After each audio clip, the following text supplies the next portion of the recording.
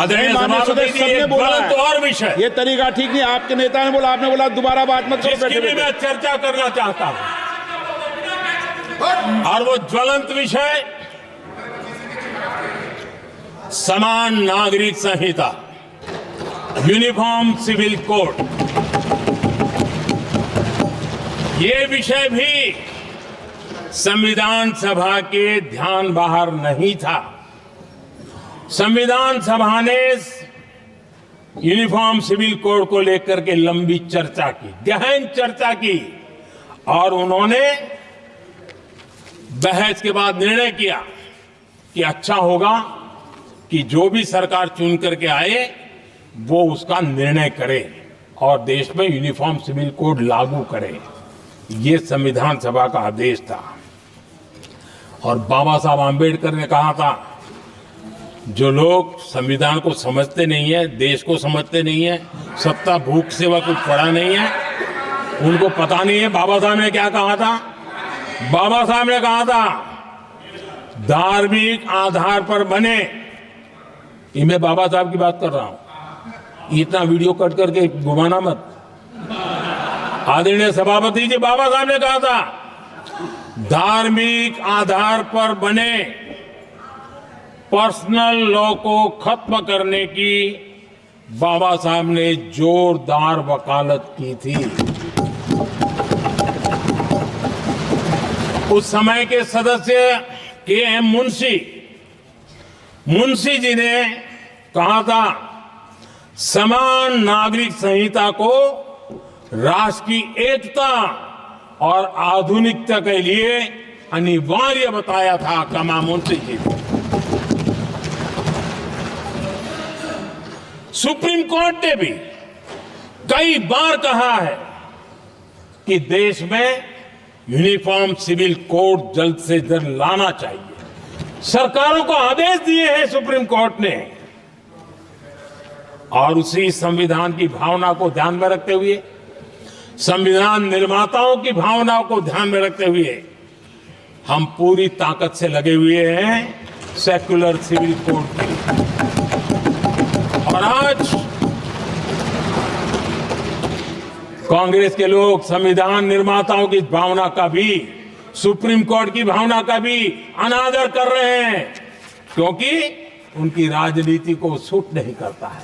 उनके लिए संविधान वो पवित्र ग्रंथ नहीं है, उनके लिए एक हथियार है राजनीति का। खेल खेलने का हथियार बना दिया। लोगों को डराने के लिए संविधान को हथियार बनाया जाता है। आदरणीय सभापति जी, और ये कांग्रेस पार्टी, उनको तो संविधान शब्द भी उनके मुंह में शोभा नहीं देता है। इसलिए जो अपनी पार्टी के संविधान को नहीं मानते हैं,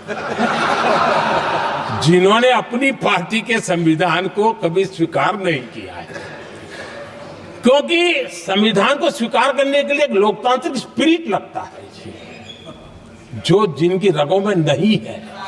सत्तावाद और परिवारवाद भरा पड़ा है। अब आप देखिए जो कैसी शुरुआती कितनी गड़बड़ हुई है। मैं कांग्रेस की बात कर रहा हूं। 12 कांग्रेस की प्रदेश की कमेटियों ने, 12 प्रदेश कमेटियों ने सरदार पटेल के नाम पर सहमति दी थी। नेहरू जी के साथ एक भी कमेटी नहीं थी, नॉट अ सिंगल।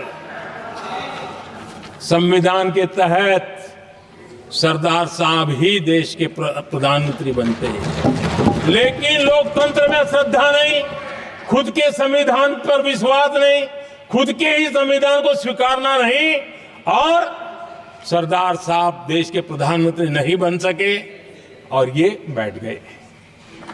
जो लोग अपनी पार्टी के संविधान को, जो लोग अपनी पार्टी के संविधान को नहीं मानते, वो कैसे देश के संविधान को स्वीकार कर सकते हैं।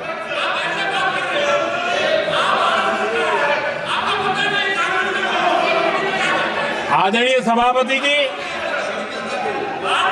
जो लोग संविधान में लोगों के नाम ढूंढते रहते हैं, मैं जरा बताना चाहता हूं।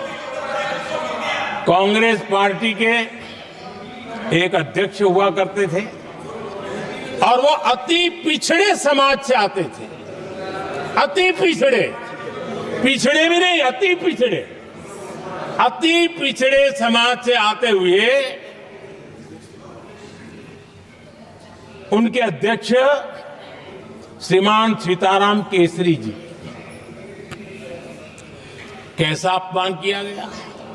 कहते हैं बाथरूम में बंद कर दिया गया, उठा करके फुटपाथ पर फेंक दिया गया। अपनी पार्टी के संविधान में ऐसा कभी नहीं लिखा गया, लेकिन अपनी पार्टी के संविधान को न मानना, लोकतंत्र की प्रक्रिया को न मानना और पूरी कांग्रेस पार्टी पर एक परिवार ने कब्जा कर लिया,